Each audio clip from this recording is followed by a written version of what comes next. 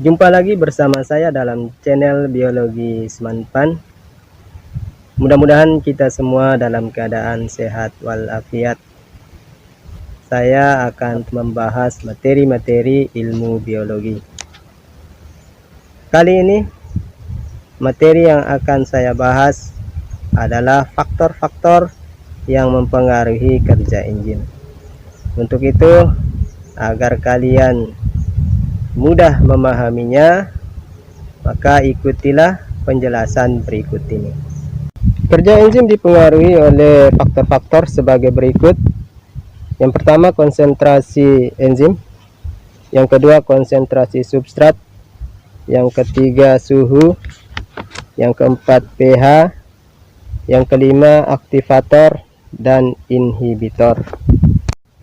Faktor yang pertama adalah konsentrasi enzim. Perhatikan gambar ya. Jika konsentrasi enzim tinggi, maka penyatuan antara substrat dan enzim akan meningkat, sehingga kecepatan reaksi kimia akan meningkat juga, hingga semua substrat terikat, dan selanjutnya kecepatan reaksi akan berjalan konstan atau tetap. Faktor yang kedua adalah konsentrasi substrat. Kembali perhatikan gambar. Jika konsentrasi substrat meningkat, maka kecepatan reaksi akan meningkat juga, sampai semua substrat terikat oleh sisi aktif enzim. Kecepatan reaksi meningkat seiring dengan bertambahnya substrat.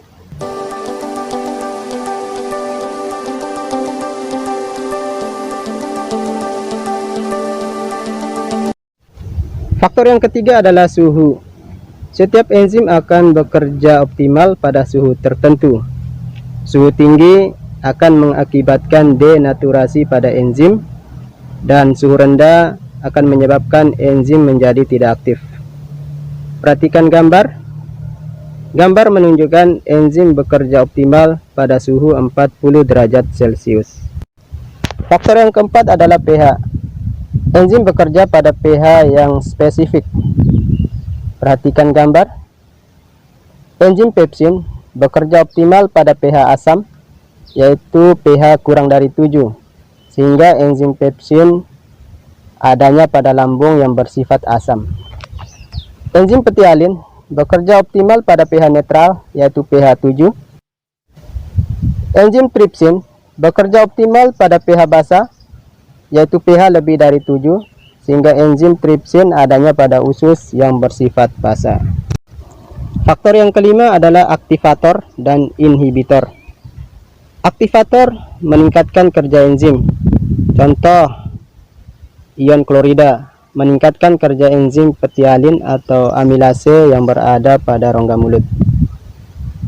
Inhibitor merupakan zat penghambat enzim dalam mengikat substrat. Inhibitor terdiri atas inhibitor kompetitif dan inhibitor non-kompetitif.